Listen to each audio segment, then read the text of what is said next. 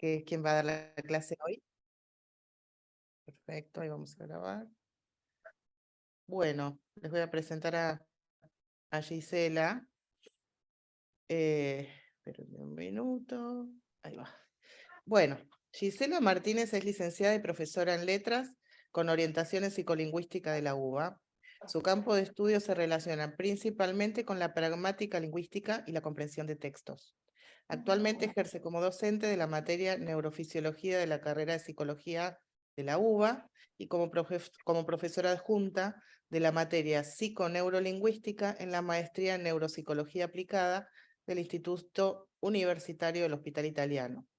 Y también como jefa de trabajos prácticos de los talleres de lectoescritura en español de la Universidad de Hurlingham.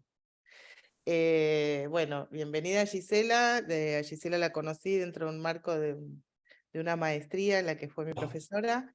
Y bueno, ella nos va a hablar de la pragmática del lenguaje, que me parece que es un aspecto que no se le da como tanto espacio habitualmente y me pareció que era novedoso, nos pareció en el curso novedoso brindarlo a los colegas y a las colegas. Así que bueno, bienvenida Gisela, es tuya la Bueno, palabra y la pantalla. muchas gracias. Bueno, primero y principal quería agradecerte, Andrea, a vos y al Centro de Salud por invitarme. Y bueno, sí, la propuesta es esta, es mostrarles quizás esta perspectiva pragmática que si bien ya tiene sus añitos, ¿no? Desde que yo empiezo a dar estas clases cada vez sigue pasando más y más el tiempo, y sin embargo todavía, ¿no? En nuestro ámbito de trabajo quizás, y sobre todo en Argentina, siempre seguimos como un poquitito más agarrados al estructuralismo y a todo lo que tiene que ver con los componentes nucleares del lenguaje de los que vamos a estar hablando ahora, así que siempre es una propuesta que suele ser un poco novedosa, pero que abre mucho también a pensar el lenguaje de otra manera. Así que bueno, nada, principalmente espero que les sirva, que les parezca interesante. Bueno, les voy a presentar la pantalla, ¿sí? Después vamos a ver lo del video, pero primero les presento el Power. Esperen un segundito. Bien, ahí se está viendo, si alguien me confirma, me quedo más tranquila. ¿Sí? Buenísimo. Bueno, entonces, esperen que voy a achicar las caritas. Ahí está. Entonces, como les nombraba Andrea y les decía, ¿sí? Nosotros vamos a estar viendo en esta clase contenidos relacionados con la perspectiva pragmática en el estudio lingüístico, ¿sí? Que es el lenguaje en uso. Bien, nosotros muchas veces estamos acostumbrados a pensar sobre todo en la evaluación del lenguaje, pero también en el lenguaje como un sistema en el que siempre estamos planteando problemáticas o enunciados que son ideales, ¿no? Y un poco esta perspectiva viene a romper con esa tradición del estudio del lenguaje más sistemático, con ejemplos ideales, para venir a plantear, bueno, pero pongámonos a pensar un poco más qué pasa en el uso, porque muchas de las cosas que nosotros vemos gramaticalmente que pasan y en la sintaxis solo podemos construirlo cuando estamos escribiendo un texto, con una mediación, con un tiempo que tenemos de procesamiento, pero en el lenguaje en uso eso va cambiando un poquitito. Entonces la perspectiva pragmática, si bien en un principio fue visto como una bolsa de gatos, ¿no? Como bueno, todo lo que no puede explicar la fonología, la morfología, la sintaxis y la semántica de la palabra aislada cae dentro del campo de la pragmática, con desarrollos posteriores se fue convirtiendo en una disciplina con su campo de estudio, con sus referentes, con sus formas de evaluación, y hoy tiene una fuerza muy importante dentro de lo que es la lingüística, la psicolingüística y sobre todo la neuropsicología. Bueno, voy a ir avanzando. Bueno, yo tengo una organización en esta clase que quizás es un poco abarcativa, así que quizás algo tenga que recortar, pero lo primero y principal sería hablar de estos conceptos que a mí me parece que son muy importantes diferenciar cuando nosotros hablamos de cerebro y lenguaje, ¿sí? Ahora lo vamos a ver, pero muchas veces se nos mezclan los conceptos, entonces poder empezar a diferenciar qué estudiamos cuando estudiamos lenguaje, a qué nos referimos con procesos nucleares, que lo voy a repetir bastante en esta clase. Después ver cómo se compone esta visión extendida del lenguaje, esta perspectiva pragmática que les introduje recién brevemente, para también poder entender un poquitito mejor estas teorías lingüísticas, psicolingüísticas y neuropsicológicas que quieren justamente explicarnos cómo estaría funcionando, ¿sí?, esta perspectiva pragmática en el lenguaje en uso, y también cómo podemos evaluarla cuando aparece alguna alteración. Bueno, y finalmente yo quería como darles un panorama de la evaluación actual, ¿sí? Cómo evaluamos actualmente esta dimensión pragmática del lenguaje, pero no sé si voy a llegar, así que eso puede quedar también para una parte 2, pero además esa evaluación, como yo le comentaba a Andrea cuando charlábamos sobre la clase, es más que nada evaluación en adultos, ¿no? Como funciones ya desarrolladas. Entonces, yo sé que ustedes están quizás un poco más interesados en lo que es desarrollo y niñez, entonces bueno, quizás solo se los presento como para que ustedes sepan el tipo de evaluación, porque hay algunas que también se van a repetir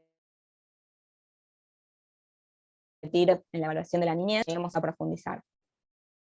Bueno, entonces para empezar, ¿sí?, hay que hacer una diferenciación que es muy importante entre lo que es el pensamiento, el lenguaje como sistema y el lenguaje en uso.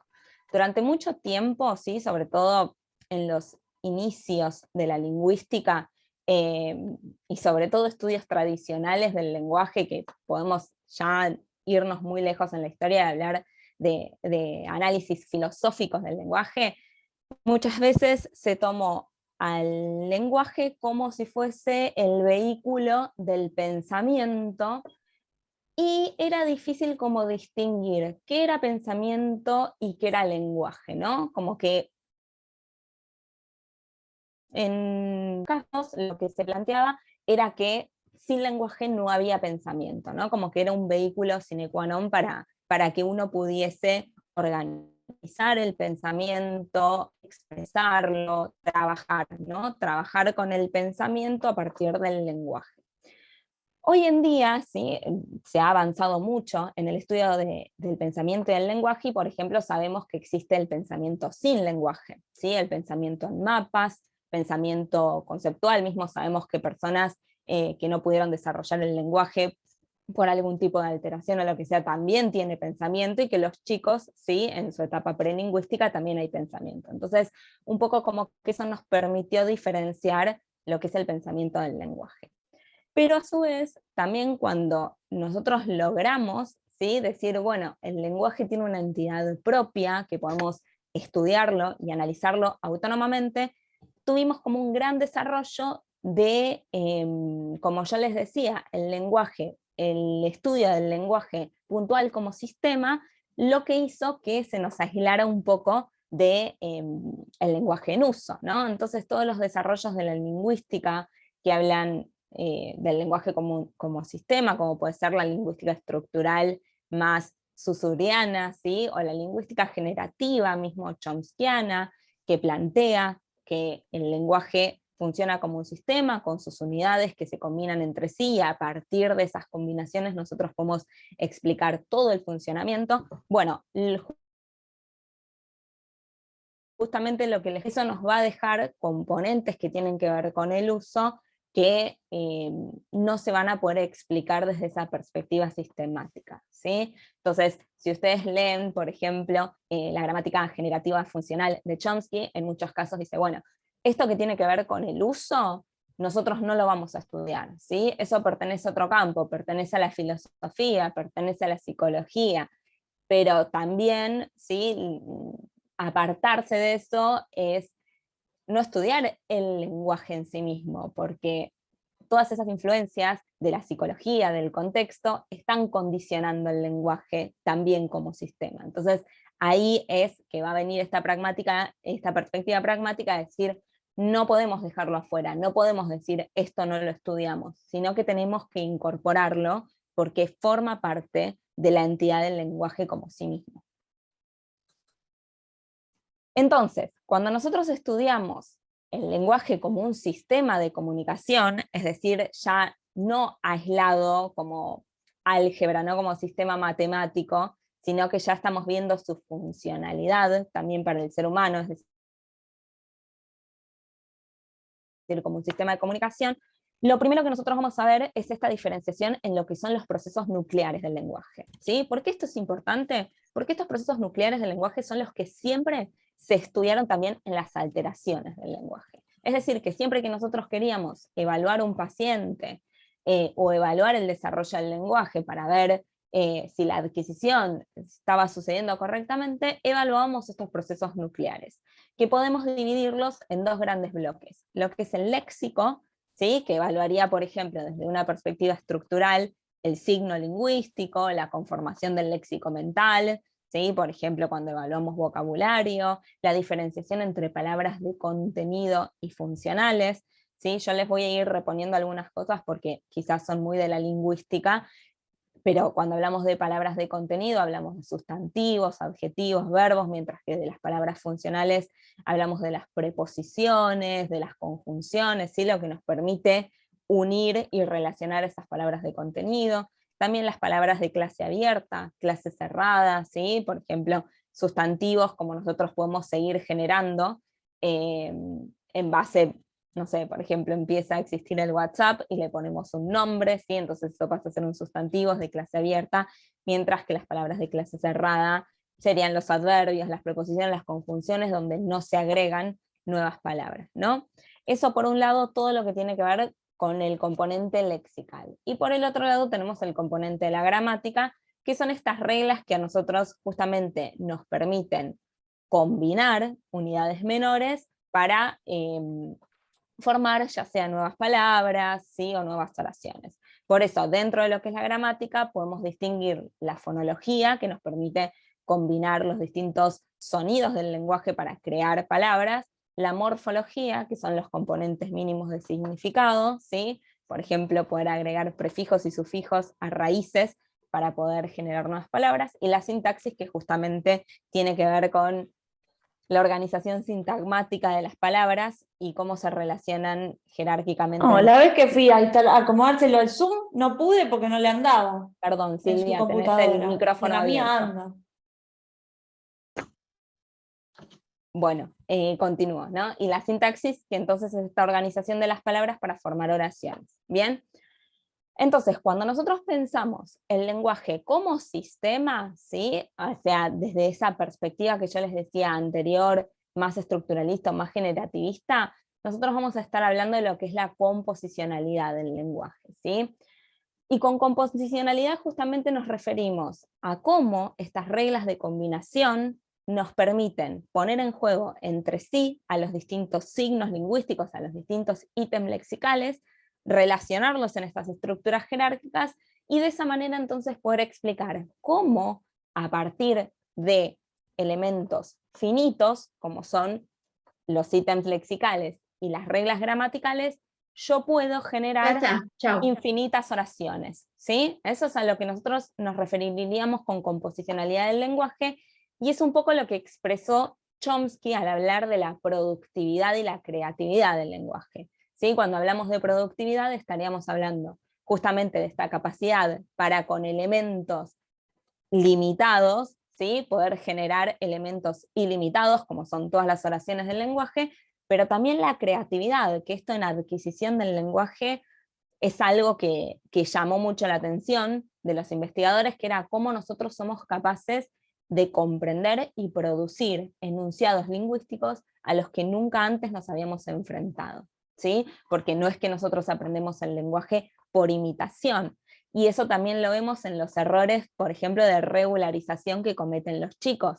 Cuando conjugan un verbo que es irregular y lo regularizan, ¿sí? Ellos nunca escucharon esa forma de conjugar el verbo, ¿sí? Porque es una forma regularizada, errónea, no responde a la norma de la gramática, y sin embargo se producen esos errores de regularización, que lo que nos está mostrando es que el chico está aplicando reglas, ¿sí? O sea que justamente está aplicando estas reglas combinatorias, morfológicas, por ejemplo, y eso provoca el error de regularización. Bien, todos estos avances, que la verdad es que fueron súper vanguardistas y súper importantes, se trasladaron también a lo que tenía que ver con la evaluación de las alteraciones del lenguaje.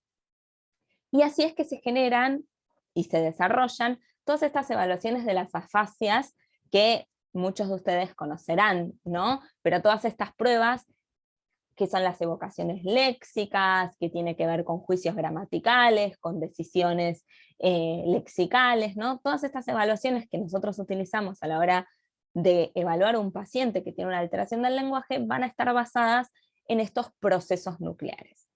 Y ahora, ¿qué es lo que nos pasa? Y acá me adelanto un poquitito porque quizás como no llegue a explicarles bien todo lo que tiene que ver con las lesiones cerebrales, quiero comentárselos ahora. ¿Qué pasaba?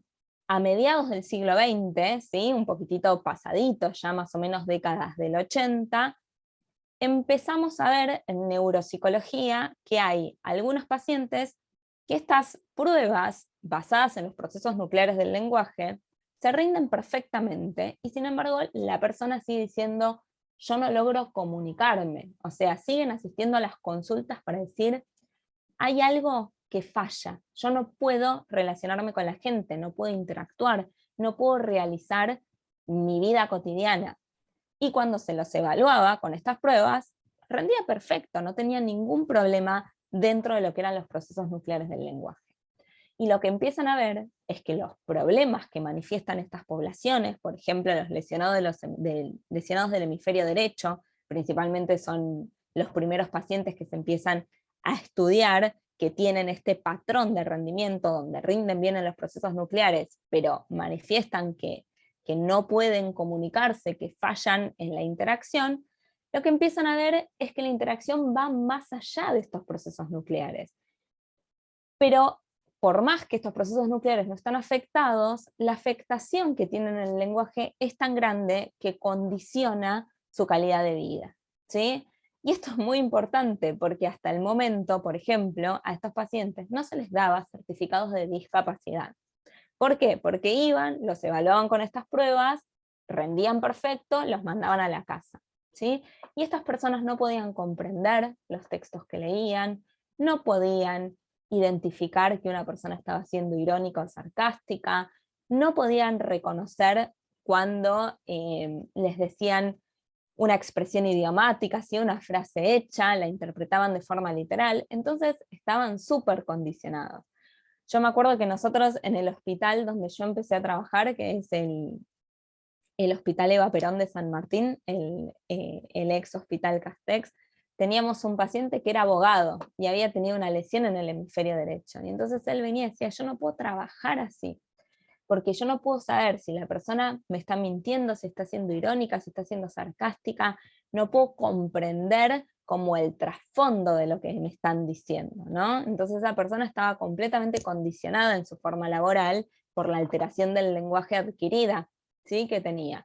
Y sin embargo, hasta este momento, ¿sí? Hasta fines del siglo XX, no existían las evaluaciones que evaluaran como algo que fuese más allá de estos procesos nucleares del lenguaje. Además, también tenemos la evidencia que viene desde la neurofisiología, ¿sí? O sea, ya avanzando y con los estudios con neuroimágenes funcionales, lo que nos muestra es que mientras que estos procesos nucleares del lenguaje dependen de ese número relativamente reducido y encapsulado de componentes mentales, ¿sí? No sé si se acuerdan, en algún momento lo habrán visto, cuando vemos la corteza cerebral y decimos, bueno, alrededor, ¿sí? De la circunvolución de Rolando tenemos tales componentes del lenguaje, y la de Silvio en el lóbulo temporal tenemos todo lo que nos permite la comprensión, ¿no? Bueno, es como que todo lo que tiene que ver con los procesos nucleares podemos encontrar esos componentes mentales de forma encapsulada, por lo tanto podemos reconocerlos y se pueden alterar de forma selectiva, y además están sobre todo en personas diestras, ¿no? Están en la región perisilviana, que les digo, perisilviana tiene que ver con eso de la circunvolución de Silvio, del hemisferio izquierdo. Cuando nosotros vemos cómo funciona el lenguaje en contexto, vamos a ver que ya no tenemos esos componentes encapsulados que cada uno está cumpliendo una función distinta, sino que depende de un trabajo integrable y flexible de un montón de sistemas mentales, ¿sí? Y no solo que va a haber muchos sistemas que estén interactuando entre sí, sino que vamos a tener distintas partes del cerebro, distintas partes de la corteza, a lo largo de los 2 hemisferios, que van a tener que interactuar para poder comprender bien esto. Y acá nuevamente me voy a adelantar un poquitito para que quede más clara la idea. Pero piensen que cuando una persona, por ejemplo, está siendo irónica o sarcástica, nosotros no solamente tenemos que poder interpretar lo que está diciendo, ¿sí? Es decir, hacer el análisis composicional y decir, bueno, ¿qué significa cada una de las palabras que está diciendo? ¿Cómo se ponen en relación entre sí?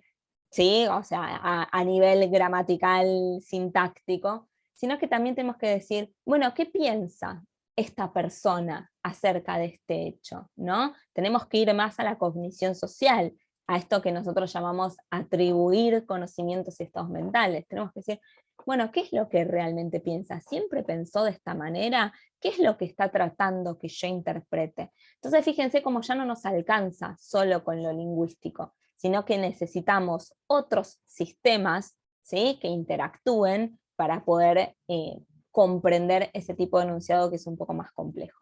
Ahora igual nos vamos a detener y lo vamos a ver bien.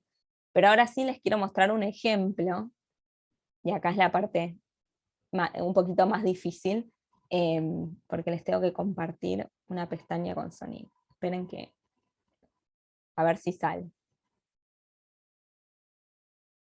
Lo primero que les voy a pedir es que me digan si escuchan bien. No tenemos que ser enemigos, Homero. ¿Sí? Sí, Genial. sí, se escucha bien. Buenísimo, gracias. Bueno, les doy un poquito de contexto porque justamente estamos viendo que el contexto es muy importante, ¿no? Este es un breve pedacito de un episodio de Los Simpsons donde Homero va a hablar con su jefe para ver si puede llegar a un acuerdo de un contrato laboral, ¿sí? Entonces, vamos a ver cómo sucede este intercambio entre los dos. No tenemos que ser enemigos, Homero. Los dos deseamos un contrato laboral justo. ¿Por qué es tan amable conmigo el señor Burns? Si usted me rasca la espalda, yo rascaré la suya. Momento, esto tiene tintes románticos. Es decir, si yo le pusiera algún billetito en su bolsillo, ¿a quién le haría daño? Ay, si es romántico el asunto.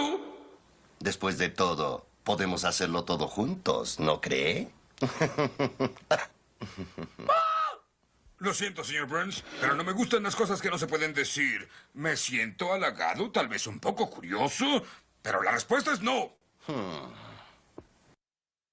No tenemos que... Bueno, muy bien. Esperen que vuelvo a compartir.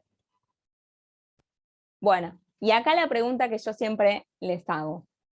¿Hablan el mismo idioma, Homero y el señor Burns? Sí, ¿no? De eso no hay ninguna duda. O sea que Homero no tiene ningún problema para entender, ¿sí?, lo que le está transmitiendo. Esperen que se me cerró esto. No tiene ningún problema para comprender, ¿sí? No es que en este caso no se pueden comunicar porque uno está hablando en chino y el otro está hablando en español. Hablan el mismo idioma. Sin embargo, ¿pueden comunicarse? O sea, ¿están entendiéndose? Bueno, y acá vemos que no, ¿sí? Ahí veo a las caritas que me hacen que no. Exactamente, ¿sí? No se están comprendiendo. Y esto nos muestra que con los procesos nucleares no nos alcanza para decir que puede comunicarse la gente, porque en este caso la fonología es la misma, la morfología es la misma, la sintaxis es la misma, el léxico lo comparten, tampoco es que haya diferencias lexicales, ¿sí? El problema radica en otra cosa, y radica justamente en todos estos aspectos que la gramática tradicional ha dejado de lado y que retoma la perspectiva pragmática. Vamos a hacer como un punteo general, ¿sí? Fíjense, primero y principal, tenemos el componente del conocimiento del mundo, ¿sí? Cuando nosotros estamos hablando con otra persona, tenemos que compartir un contexto común de conocimientos, ¿sí? Porque si no ya no nos vamos a entender. Bien, y esto ya no alcanza solo con el lenguaje. Por ejemplo, si yo acá me pongo ahora a hablar de la teoría de las cuerdas en física, seguramente ustedes tampoco entiendan lo que yo estoy diciendo. ¿Por qué? Porque no compartimos el conocimiento del mundo. En el caso de este ejemplo, fíjense que Homero nunca se da cuenta que están hablando del contrato laboral, ¿sí?, por el que se lleva a cabo esa reunión. Entonces, ya al faltar conocimiento del mundo, no va a poder generar las inferencias, lo que necesita para poder reponer a qué se refiere el señor Burns cuando no está siendo literal. ¿Bien? Después, fíjense que esto es muy interesante, porque al principio Homero se pregunta, ¿no? Piensa y dice, ¿por qué es tan amable el señor Burns? Fíjense que eso son operaciones mentales que nosotros estamos haciendo todo el tiempo. Siempre estamos pensando, ¿cuál es la intencionalidad que está teniendo la otra persona, ¿no? Y reponer estas intencionalidades comunicativas es un proceso cognitivo súper complejo, porque nosotros tenemos que poder interpretar, inferir los estados mentales del otro, ¿sí? Tenemos que hacer hipótesis que después vamos a corroborar.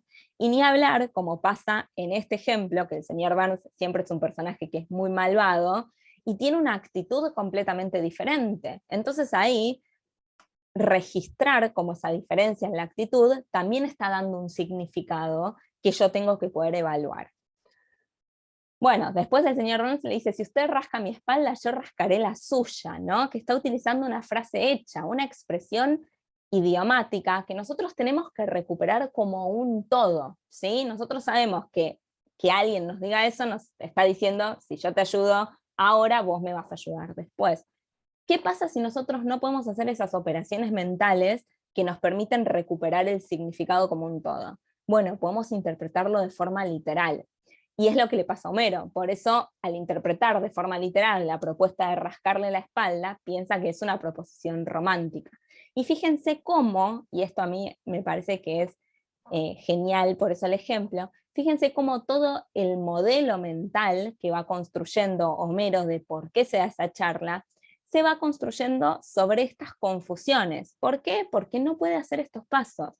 No comparte el conocimiento del mundo, no registra intencionalidad comunicativa, interpreta de forma literal, no puede recuperar el significado de las expresiones idiomáticas, entonces todo eso lo va confundiendo. Y las inferencias que genera son sobre información errónea, entonces eso hace que le cueste más entenderlo, ¿no? Por eso piensa que tiene tintes románticos, ¿sí? Empieza a generar hipótesis, como les digo, sobre información errónea. Bien, y al final, fíjense que el señor Burns le dice que pueden hacerlo todos juntos, ¿no? Que también, justamente el señor Burns está siendo ambiguo, porque como está proponiendo algo ilegal, fíjense que eso también es algo propio del lenguaje en uso. No puede ser literal, ¿sí? Porque no puede, porque está haciendo algo indebido.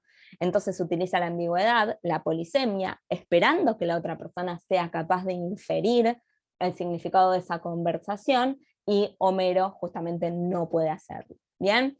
Entonces fíjense que ahí también les agregué otras etiquetas que tienen que ver con la flexibilidad. La flexibilidad es otra habilidad que nosotros ponemos en juego y que la pragmática retoma, que tiene que ver con esto, cuando nosotros generamos una hipótesis e ingresa información que contradice esa hipótesis, tenemos que ser capaces de modificarla, ¿no? De ser flexibles en nuestros modelos mentales, poder construir y modificarlo. Vamos a ver que justamente ciertos pacientes que tienen problemas de pragmática, de lenguaje en uso, presentan una inflexibilidad, es decir, que cuando generan una hipótesis incorrecta, por más que entre información nueva que contradiga esa hipótesis, no pueden desarmarla para armar una nueva. ¿Bien? La actualización de las representaciones mentales está muy ligado a este concepto de la flexibilidad, ¿bien? Porque actualizar justamente es decir, bueno, no está significando esto, entonces actualizo y empieza a significar otra cosa, ¿sí? Por ejemplo, darse cuenta que la propuesta de rascarle la espalda no tiene un tinte romántico, ¿sí? Debería permitirle actualizar esa representación mental que en este caso no se puede. Pero también en la pragmática se empiezan a concebir otros elementos del lenguaje que hasta ahora se habían dejado de lado, como es la prosodia, ¿sí?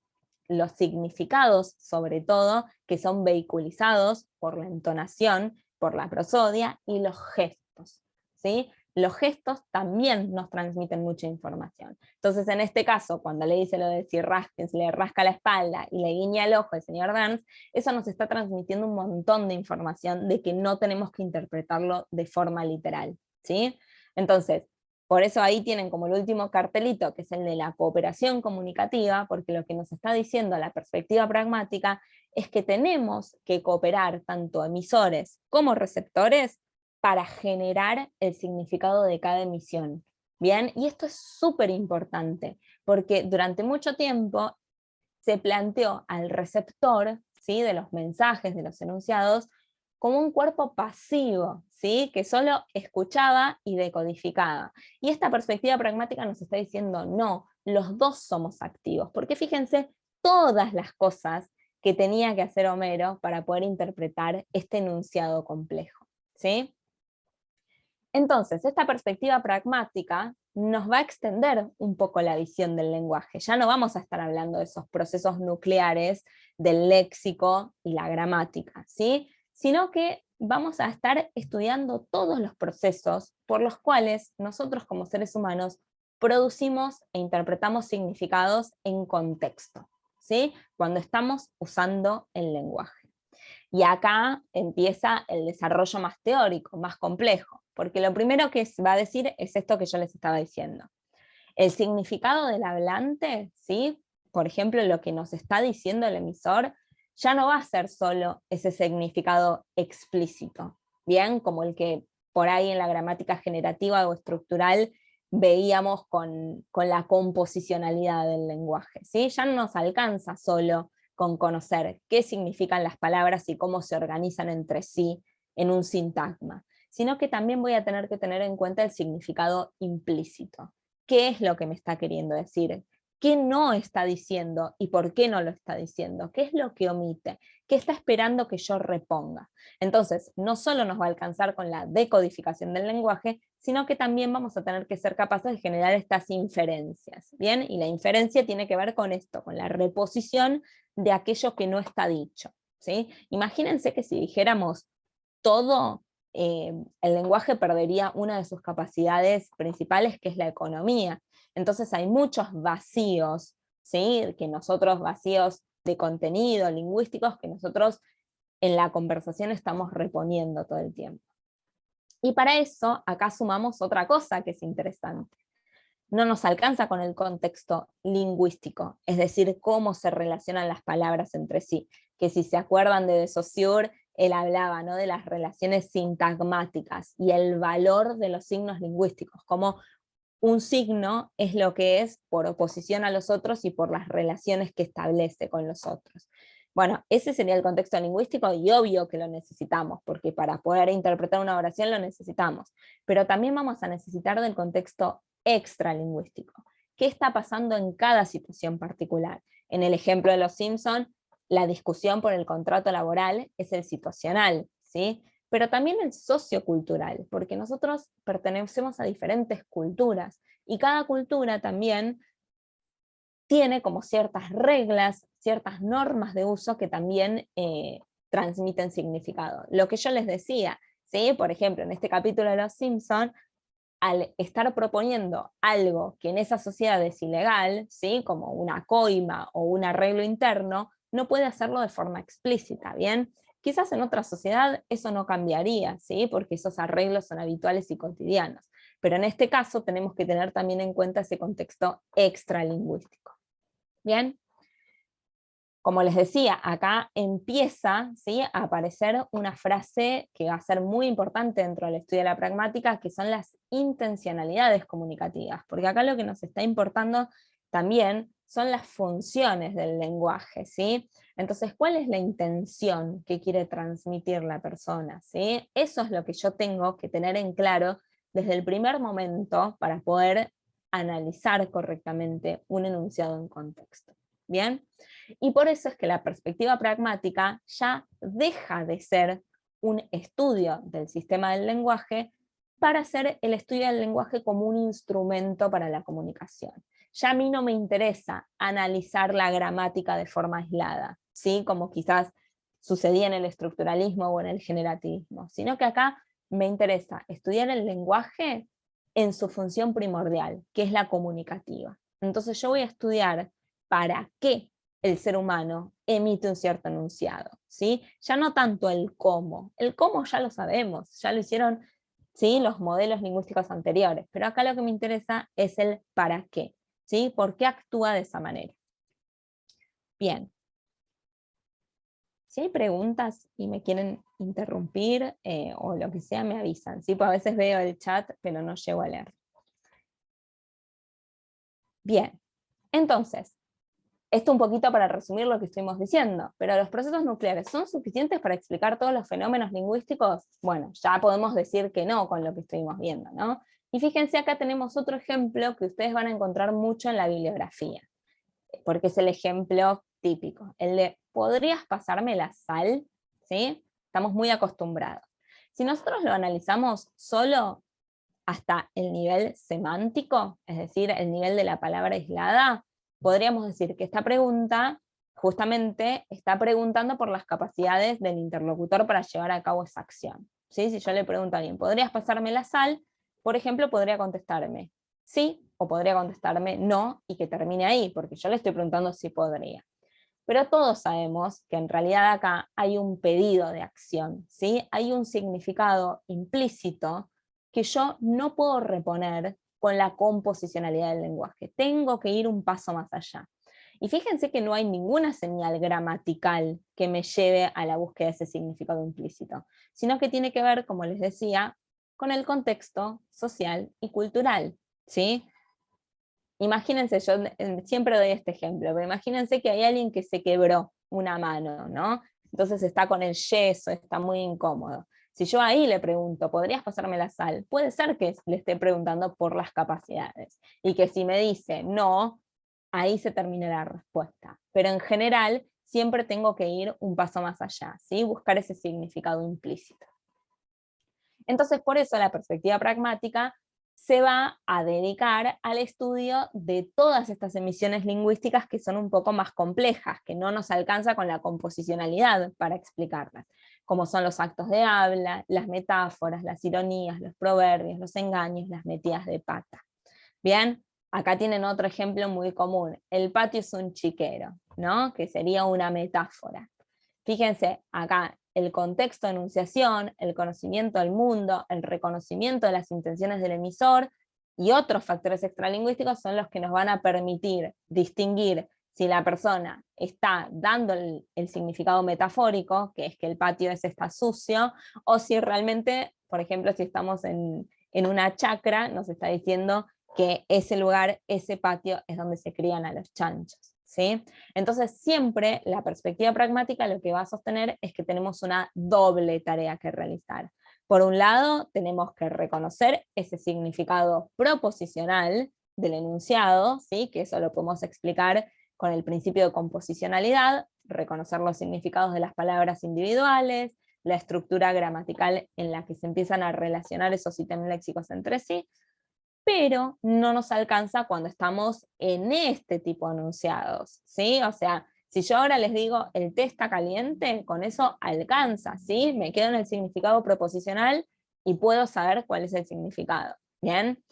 Pero si yo ya estoy en una metáfora, una ironía, una metida de pata, un acto de habla indirecto, tengo que hacer una reinterpretación, ¿sí? De ese significado proposicional de acuerdo con el contexto de uso y con las intenciones y creencias, para poder saber qué significa ese enunciado particular, ¿bien?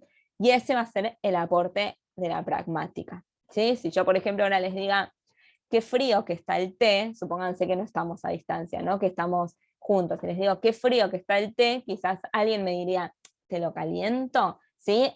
Yo no solo quería informar, ¿bien? Sino que era un pedido indirecto, era un acto de habla indirecto, yo lo decía para ver si alguien se ofrecía a calentar. ¿Bien? Entonces ese va a ser el aporte de la pragmática. ¿Cómo hacemos esto? Bueno, primero y principal lo que van a decir los teóricos, que ahora vamos a ver algunos, es que emisor y receptor establecen un pacto intencional. ¿Bien? Es decir, y vuelvan a pensar en el ejemplo de los Simpsons.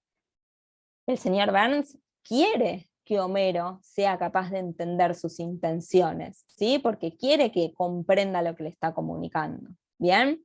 Y a su vez, el receptor de este mensaje, que sería Homero, tiene que querer entender lo que le están transmitiendo. A eso se llama pacto intencional.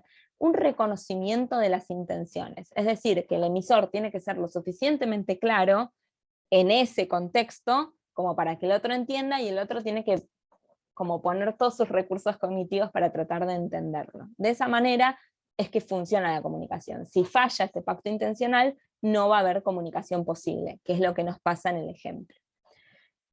Los hablantes de lenguas naturales, ¿sí?, somos capaces de reponer la información faltante, de generar las inferencias para reponer esos significados que están implícitos, ¿sí? En general, naturalmente, ¿sí?, somos capaces de hacer esto. El problema es cuando hay un problema en el desarrollo o una alteración adquirida, como puede ser a partir de una ACV, una infección cerebral, que se lesionan estas conexiones que nos permiten generar estas inferencias, y ahí es donde empezamos a tener las dificultades.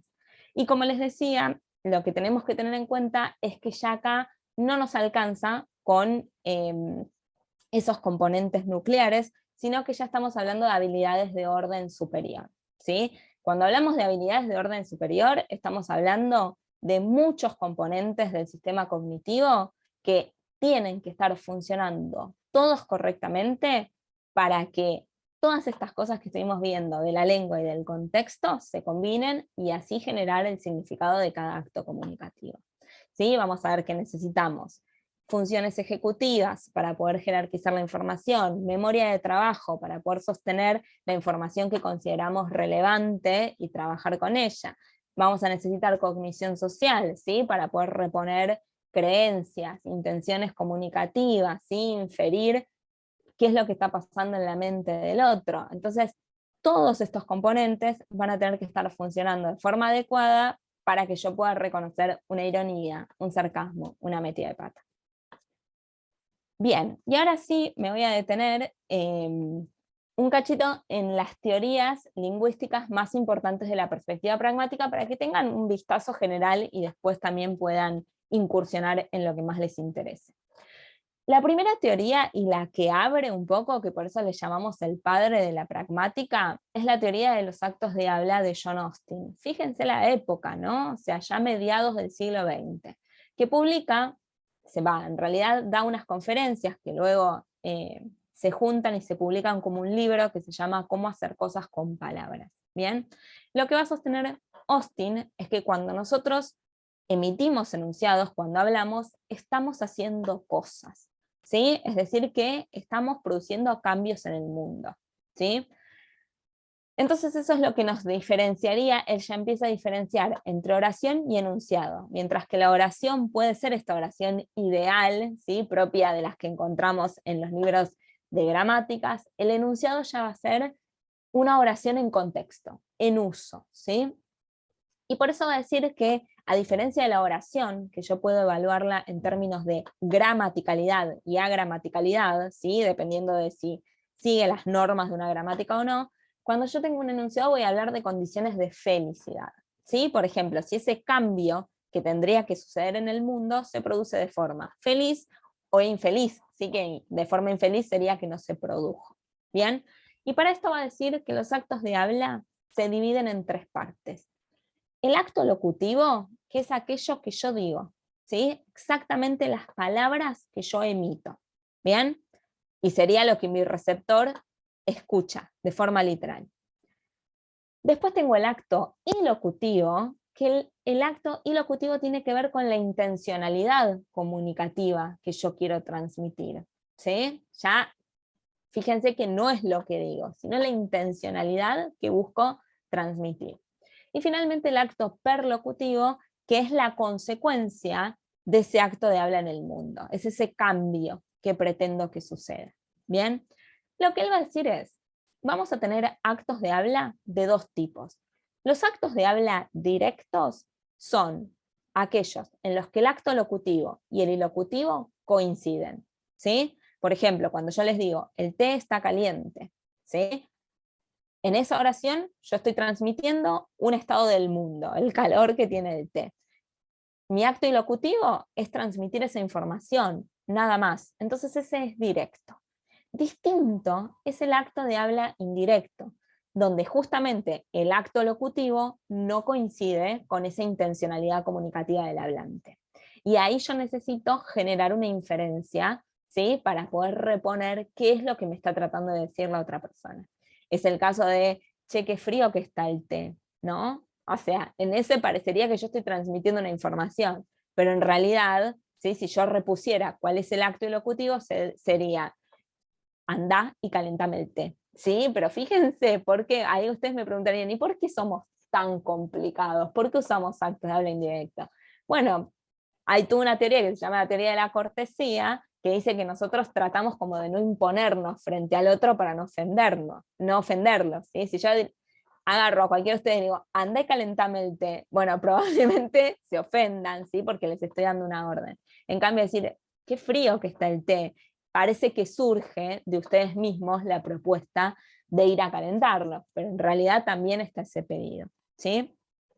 ¿Cómo generamos esas inferencias? A partir de la teoría de la mente, ¿sí? Por eso todo lo que sea teoría de la mente en la perspectiva pragmática va a ser muy importante, porque esa reposición del significado implícito se hace a partir de la atribución de estados mentales, ¿sí? No sé si todo el mundo está familiarizado con el concepto de teoría de la mente, pero básicamente es una capacidad cognitiva que nosotros tenemos para reponer justamente estas creencias, conocimientos, intenciones, ¿sí? Poder evaluar lo que está pasando en la mente del otro. Y ahí tienen el ejemplo en las figuritas, ¿no? El que está a la izquierda dice, nos vemos a la salida, saludando, ¿sí? Sería el acto de habla directo, porque está informando que se van a ver a la salida, mientras que a la derecha tenemos ese nos vemos a la salida, que en realidad es una amenaza, ¿bien? Entonces ese sería indirecto, porque el acto ilocutivo no estaría coincidiendo con el locutivo.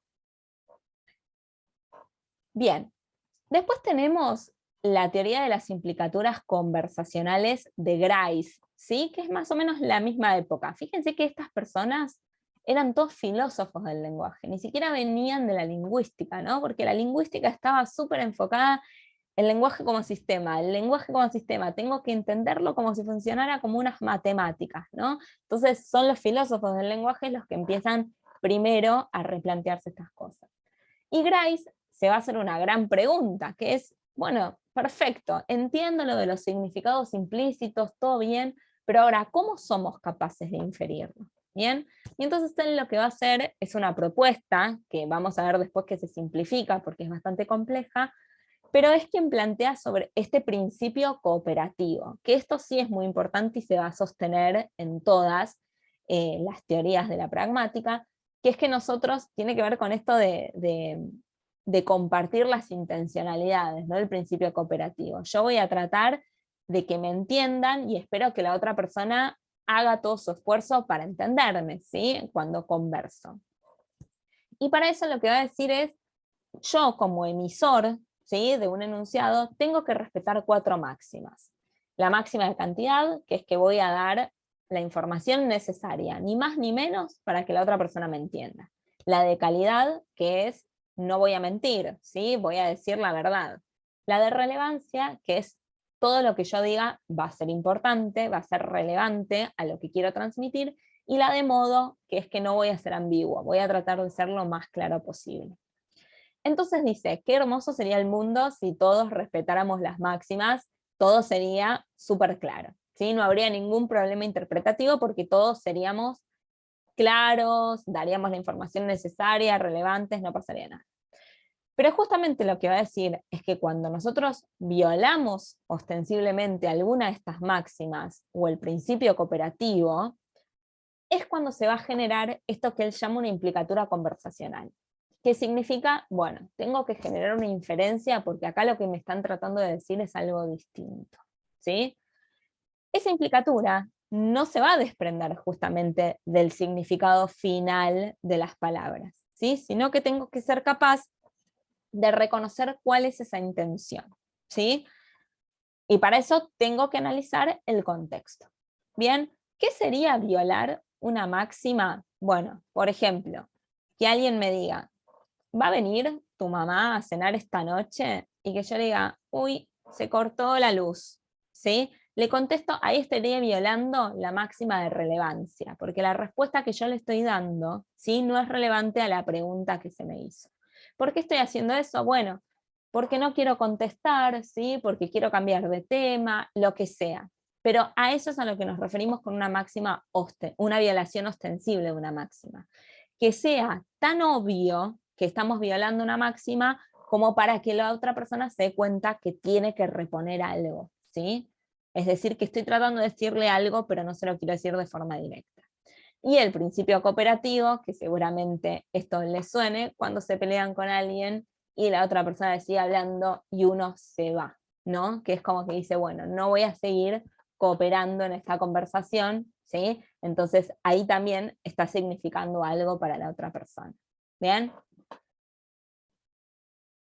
Después, finalmente, tenemos la teoría de la relevancia, que es la teoría de Sperber y Wilson, ¿sí? Fíjense que ya estamos un poquitito más avanzados en el siglo XX, que van a retomar, en realidad, lo que va a hacer Sperber y Wilson, ya desde la psicología, no ya desde la filosofía, es que va a retomar, ¿sí?, los principios de Grice, las máximas, y lo van a resumir, como que sea un poco más fácil de entender, ¿sí? Y lo que van a decir es que toda comunicación implica acceso a información nueva y relevante. Por eso se llama la teoría de la relevancia.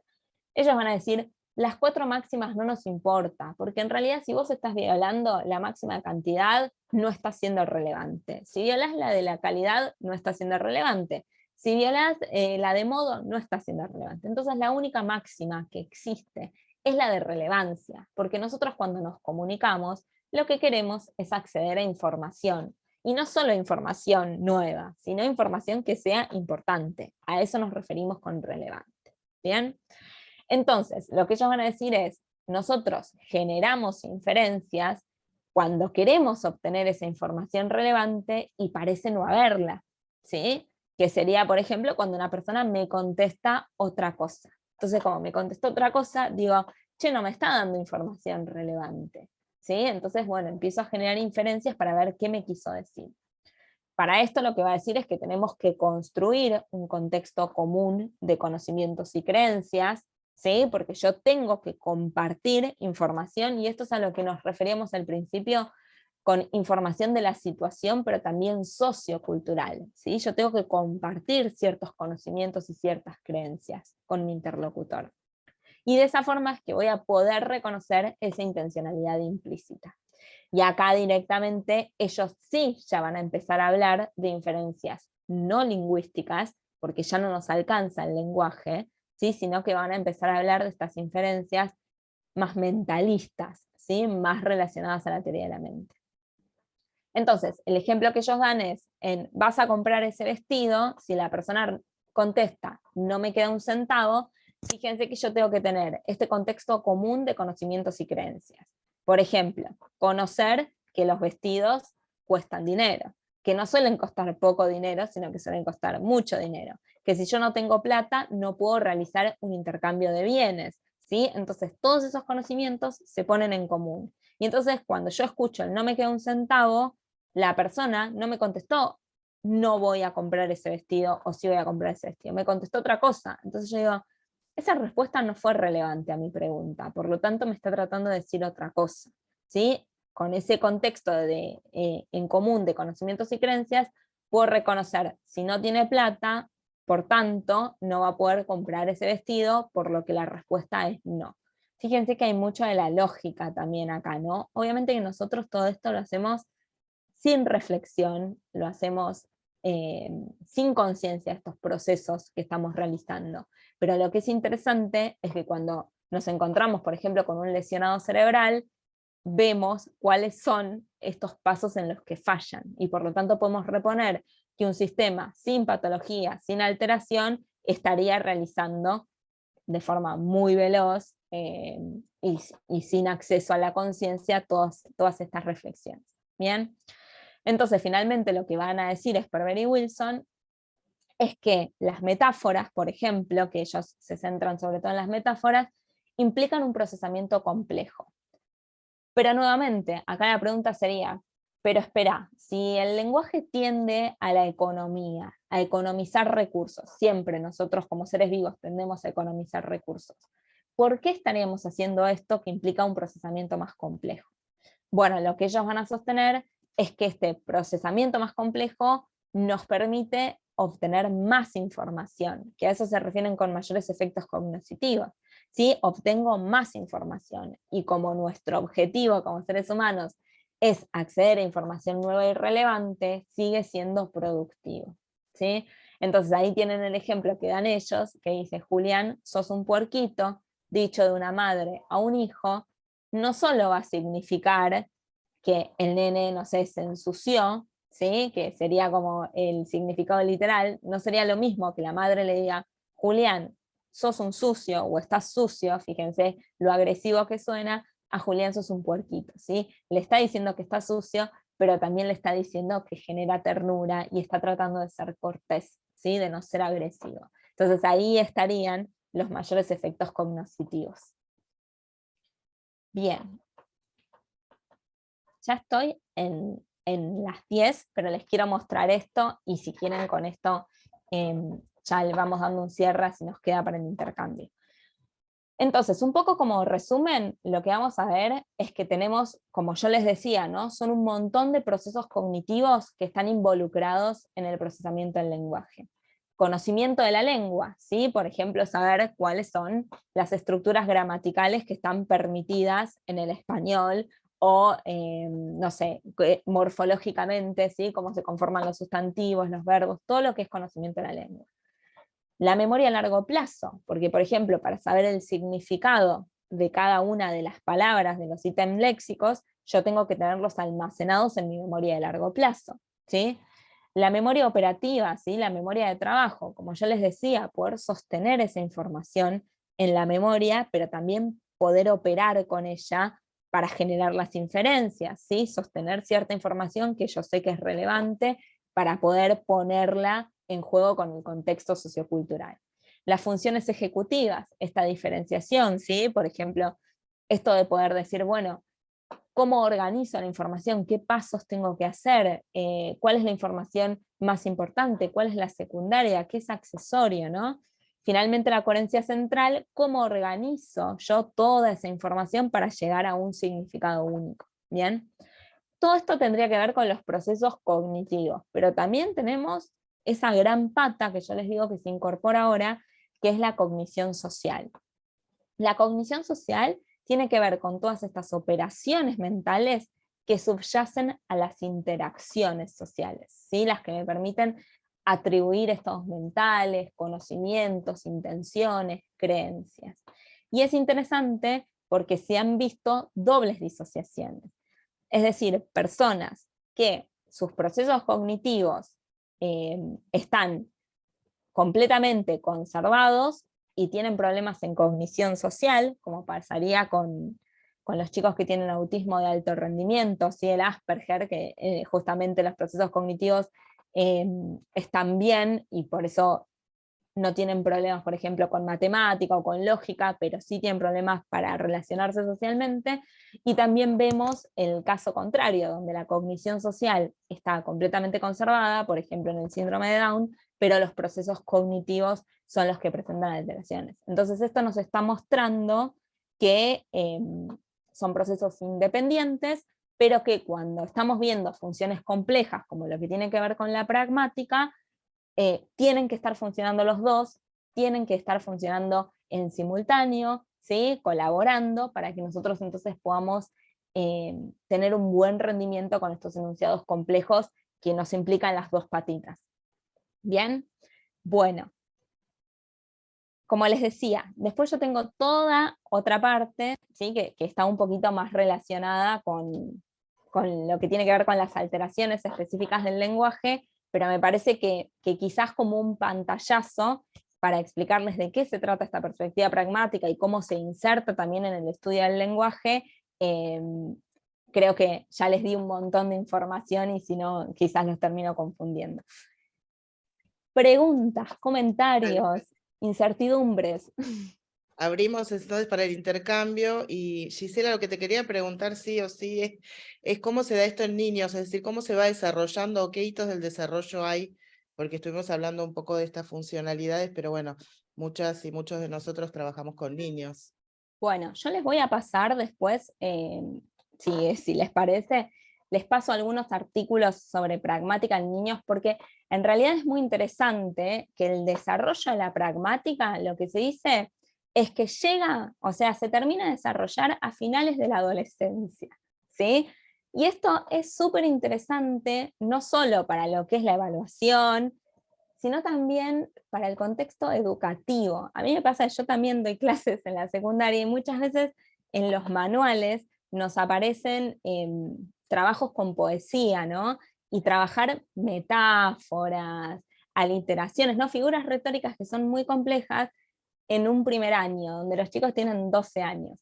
Y es muy interesante ver lo difícil que se les hace esa tarea y que muchas veces no pueden interpretarlo.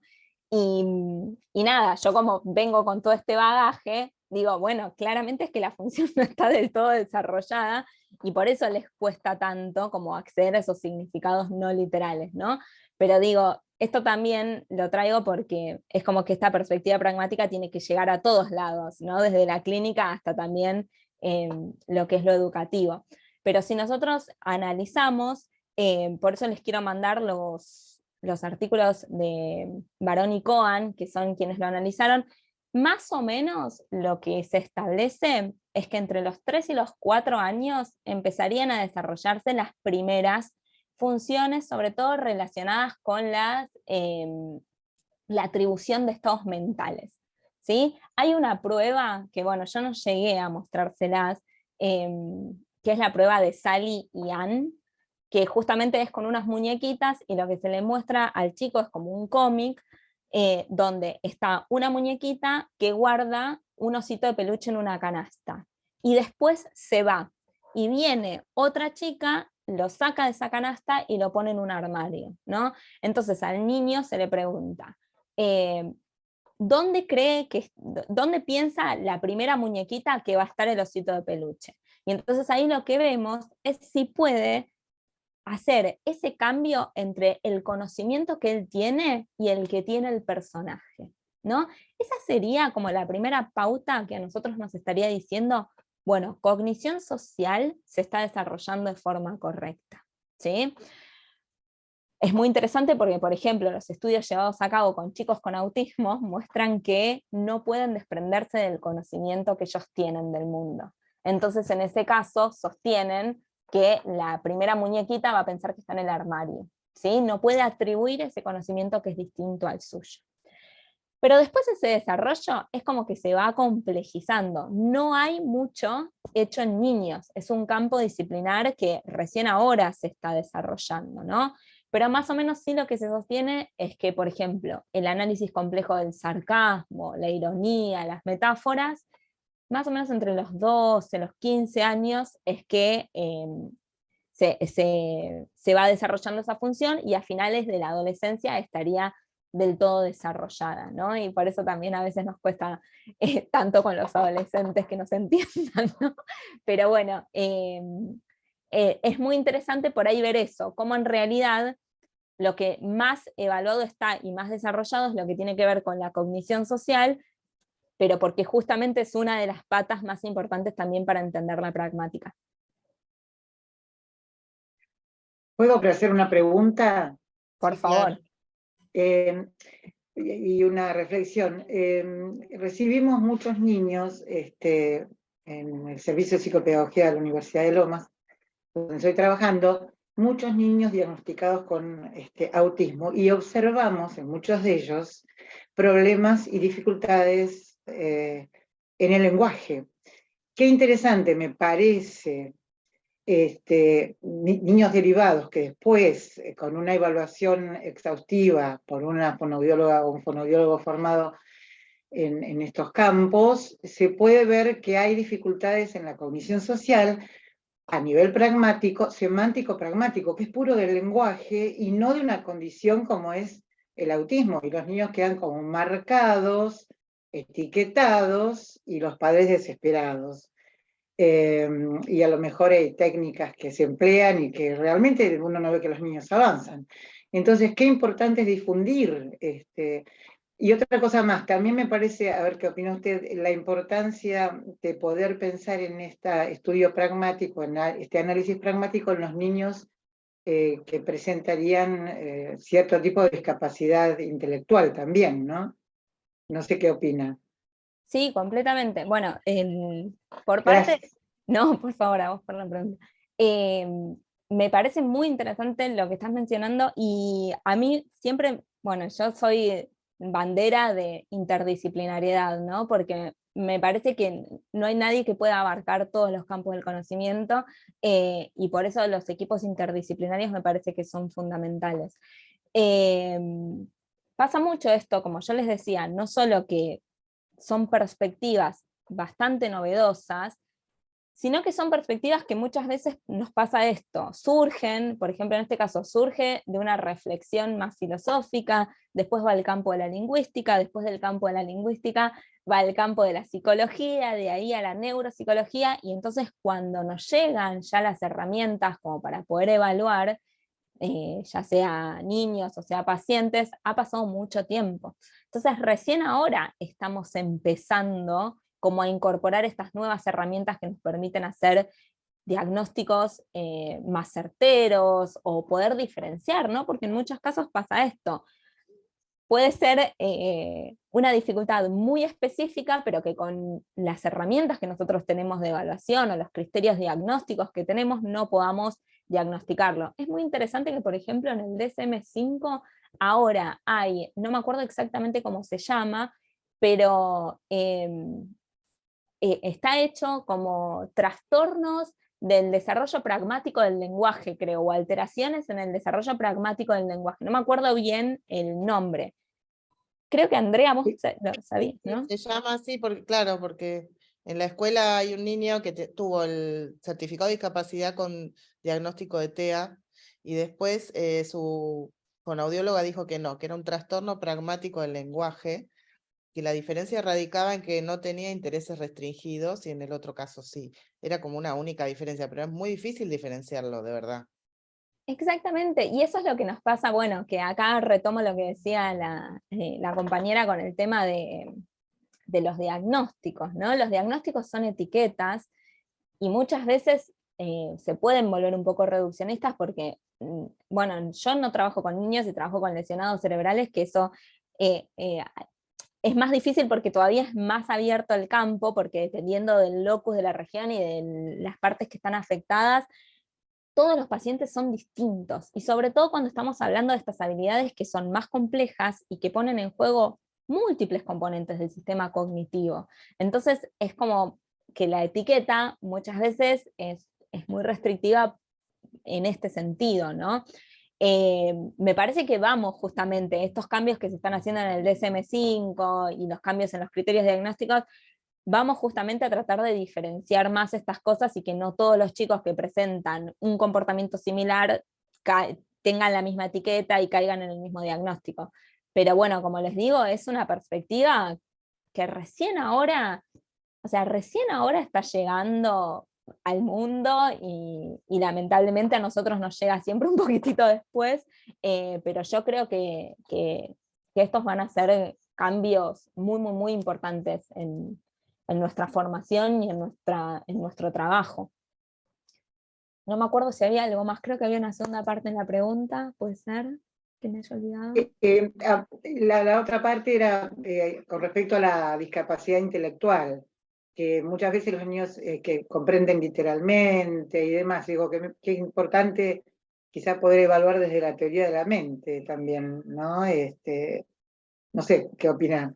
Que a lo Sí, mejor, sí, no solo sí, con un numerito de 6. claro, bueno, exactamente. Bueno, es que ahí lo que estaría buenísimo que se adapten al español, ¿no? Y ahí está también nuestro trabajo como lingüistas en hacer esas adaptaciones. Es muy interesante que hay evaluaciones del lenguaje que nos permiten hoy en día hacer esa distinción entre lo que son los procesos nucleares del lenguaje, que pueden estar conservados, y estos procesos más inferenciales o que tienen que ver con los componentes de cognición social que pueden estar alterados. Vuelvo a lo mismo, hoy en día es como que son muy pocas por ahí las personas que manejan esas herramientas o se manejan más en investigación, ¿sí? O sea, por ejemplo, yo trabajo todo lo que tiene que ver con pragmática en pacientes con esquizofrenia. Nadie evalúa eso, ¿no? Y no hay ningún psiquiatra que trabaje ese aspecto, porque lo estamos trabajando más para la investigación, justamente para poder validar esas herramientas y después poder trabajarlas también, no solo como una pata del criterio diagnóstico, sino también para generar las rehabilitaciones y ver cómo se puede ayudar a estos pacientes.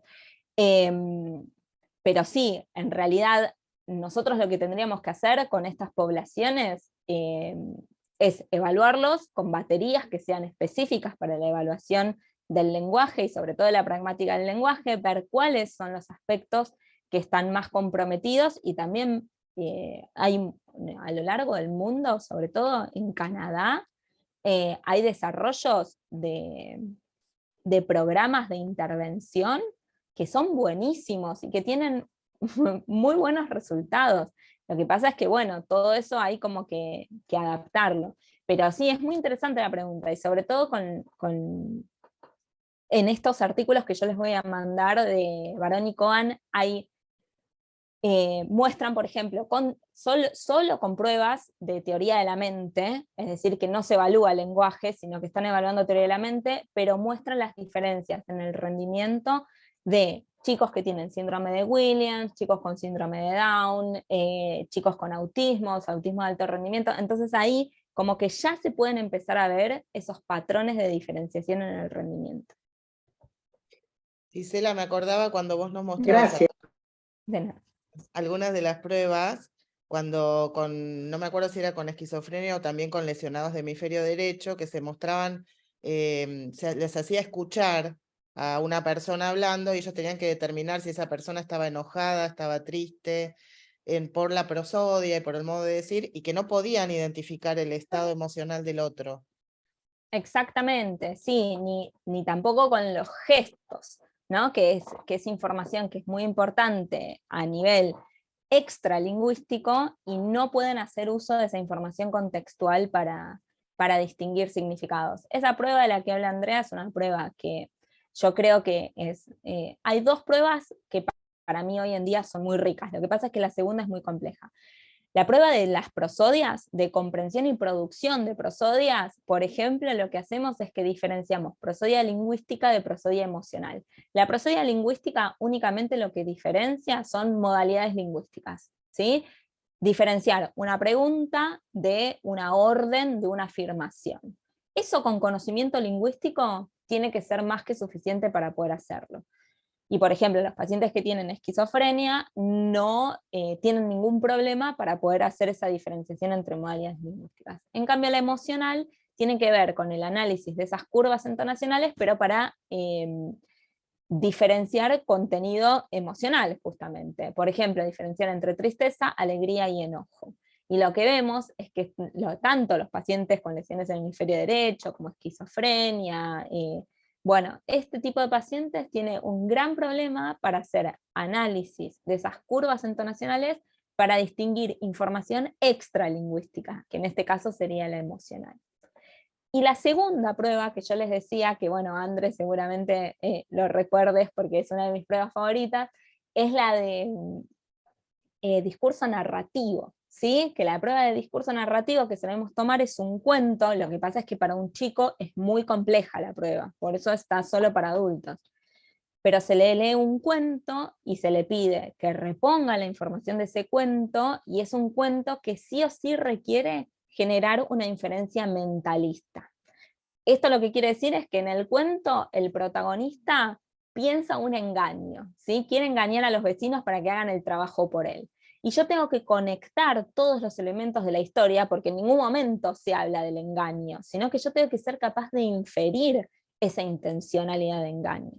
Y después se le pide que ponga un título que refleje el contenido central, se hacen preguntas, y se hacen preguntas sobre contenidos literales y también inferenciales, y la verdad es que es una prueba que se toma en 10 minutos, y la cantidad de información que nos brinda es impresionante, porque podemos saber cómo está la memoria, dependiendo de cuánta información recuerda y cuándo no, si puede jerarquizar la información, porque muchas veces recuerdan detalles, pero no la información principal, entonces eso también nos da información, si pueden generar esa inferencia central que les permite comprender la historia, si recuerdan los elementos literales pero no los inferenciales, que eso también nos permite darnos cuenta dónde está el problema.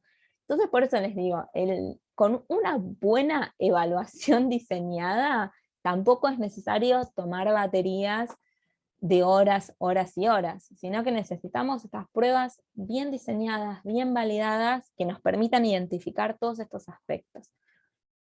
Ahí preguntaban el nombre de las pruebas, Gise. Es que yo les voy a pasar el nombre del protocolo. El protocolo es el protocolo MEC, ¿sí? Que es el protocolo de evaluación de la comunicación verbal de Montreal, que justamente tiene un desarrollo en Canadá, y acá se hizo una adaptación.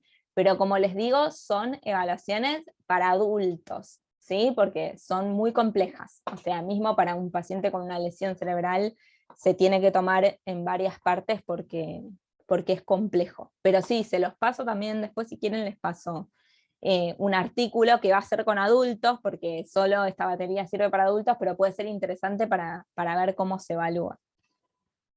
Claro, el test lee exactamente, tiene algunos de los aspectos que se están mencionando. Y nosotros, si bien no es para evaluación, ojo, pero voy a hacer el chivo, ¿no? Pero nosotros tenemos unos libros que se llaman el test Leer para Comprender, que evalúa comprensión de textos, o sea, es más para el ámbito escolar, pero está bueno porque tenemos justamente, se evalúa flexibilidad, inferencias, estructuras sintácticas, entonces también como que nos sirve como para tener un panorama general del rendimiento. El del cuento es la prueba de discurso narrativo del protocolo MEC, se llama así, prueba de discurso narrativo del protocolo MEC. Sí, Elba, es de Valeria Busamra, que es mi directora de doctorado, parece es con lo que estamos trabajando. Sí, perdón, quería hacerte una pregunta, o pregunta o comentario. A mí me preocupa a lo mejor la población respecto del proceso de acceder a lo inferencial, a lo actitudinal, a lo que tiene que ver con el contexto social que dijiste un poco, bueno, más al principio, después de verlo de Simpson, de aquellas poblaciones que vienen con muchas carencias al respecto, o que vienen con un discurso muy literal, con poca interacción social, poca oferta con los portadores culturales, precariedad simbólica. ¿Cómo hacen para acceder a esos procesos inferenciales?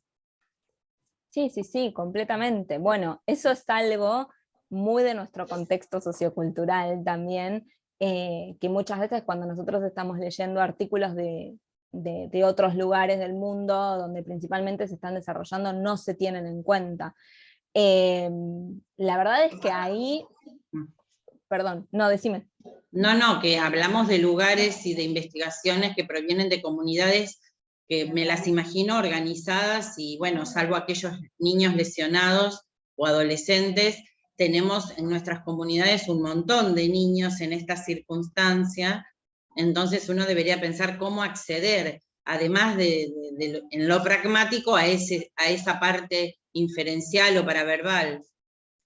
Sí, la verdad es que yo creo que ese es un desafío, sobre todo para nosotros y para los investigadores que hacen, bueno, sí, que trabajan sobre todo en el diseño de las pruebas, porque es una pata que si no la tenés en cuenta te va a contaminar, perdón, ¿no? Porque yo hablo muy desde el lado epistemológico, pero te contamina los resultados, y uno tiene que tener en cuenta esos factores. Yo, como te digo, no trabajo con niños, trabajo con adultos, claro, pero mismo sí, muchas veces también nos pasa, o sea, también nos pasa. Por ejemplo, en la adaptación que nosotros que hizo la doctora Busamra con Ferreres del protocolo MEC, fue uno de los desafíos, era como decir, bueno, pero nuestra población de adultos también tenemos que tener en consideración, por ejemplo, el nivel educativo alcanzado, que hay mucha gente adulta en nuestro país que no tiene un nivel educativo alcanzado de 12, 15 años, ¿no? Entonces todas esas cosas a la hora de diseñar las pruebas deberían ser tenidas en cuenta, y a nosotros como evaluadores también es un desafío también como poder hacer esa limpieza, de decir, bueno, yo tomo esta evaluación, pero tengo que tener en cuenta esto que hablábamos, una metáfora, ¿no? También, no me sale la palabra, pero tiene que ver con la frecuencia de uso, ¿no? Con la frecuencia de exposición. El contexto de discurso del que... Exacto. Perdón, Sí. no, yo quería agregar, trabajo en una escuela primaria y también trabajo en el nivel terciario. Cuando se trabaja con fábulas, en la creación de moralejas, que en niños de 4º grado es tremendo tratar de poder interpretar una moraleja, pero también me pasó con los adultos de nivel terciario, leer una fábula e inventar una moraleja, esa inferencia o esa enseñanza que deja, es como que da para replantear cómo están nuestros niños, post pandemia más que nada. Tal cual. Sí, completamente. Y además otra cosa que acá para mí es muy importante, y que por eso nosotros lo trabajamos mucho, pero muchas veces las evaluaciones tienen que ver con esto, con comprensión de textos, y también la comprensión de textos es algo que nosotros tenemos que valorar. Primero eso, o sea, yo no puedo pretender que un chico me entienda una historia mentalista, por ejemplo, que implica una inferencia, implica una puesta en relación de información compleja, si no está pudiendo jerarquizar la información, o no está pudiendo reconocer cuándo una estructura sintáctica está bien o está mal. Entonces, son muchas las aristas, y justamente cuanto más complejo es el enunciado, y cuanto más componentes cognitivos requiere para poder comprenderlo adecuadamente, bueno, más cosas se mezclan, y entonces eso también nos hace muy difícil como poder, en este sentido, ¿no? De limpiar los datos y decir, bueno, es un problema únicamente inferencial, y es como difícil poder llegar a esas conclusiones. Porque se corre el riesgo, como en el otro ejemplo anterior, a lo mejor de poner, denominar como TEL algo que no tiene que ver con un trastorno, Exacto. sino que tiene que ver con un años, contexto desfavorecido. exactamente, con la falta de oportunidades de un discurso que haya ofrecido todas esas condiciones para acceder a lo inferencial. Bueno, les voy a mandar también, después Andrés, si me haces acordar todo lo que estoy prometiendo, pero después para los que quieran leerlo, pero el año pasado publicamos un artículo que tenía que ver con justamente cuáles eran los marcadores que nosotros identificamos estadísticamente, no haciendo un análisis estadístico, que más perjudicaban la comprensión de textos, ¿no? Y entonces estuvimos viendo esto, bueno, tiene que ver con la memoria de trabajo, tiene que ver con el vocabulario, tiene que ver con las capacidades inferenciales, con el acceso a la gramática, ¿no? Entonces, estadísticamente hicimos un modelo de correlación para ver cuáles eran esos componentes que más impactaban en la comprensión de textos. Obviamente que es muy estadístico, ¿no? Y que después también pasa esto, en la realidad social hay otras cosas que también influyen, pero es interesante para también pensarlo y decir, bueno, cómo estos componentes individuales tienen una interferencia enorme en estos procesos más complejos. Bueno, vamos a tener que ir cerrando. Tiro igual una cosa que pensaba recién, es la interacción con lo digital de los niños pequeños, digo, por el impacto que estamos viendo en el lenguaje en estos tiempos, y pensaba cómo estas interacciones de habla con lo digital sacan toda la cuestión pragmática del lenguaje del lugar, ¿no? Y completamente. es con el desarrollo, pensaba, ¿no? El impacto en el desarrollo. Y además empieza a carecer de todo este análisis de lo extralingüístico, porque ya no hay gestos, muchas veces las voces robóticas tampoco proporcionan las entonaciones. Entonces, sí, nada, yo a veces lo que pienso es que también está cambiando mucho nuestra realidad, y no sé que en el futuro si vamos a tener que contemplar estas cosas como nuevas capacidades diferentes a las que evaluábamos, ¿no? Pero es interesante tenerlo en cuenta, sobre todo por esto, de que a la hora de evaluarlo podemos patologizar cosas que ya tienen que ver con formas de procesamiento distintas. Tal cual. Bueno, Oscar, ahí levantaste la mano.